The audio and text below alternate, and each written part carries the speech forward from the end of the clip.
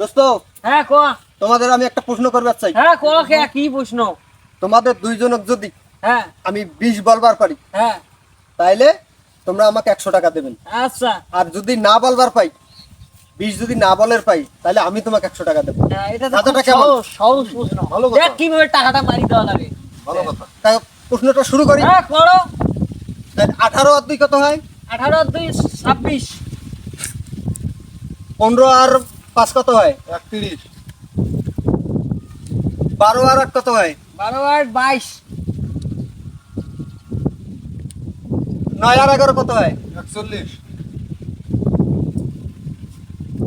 10 আর 10 কত হয়? 10 আর 10 22। এই যে টাকা দে, টাকা দে, টাকা দে। কে টাকা দেয়?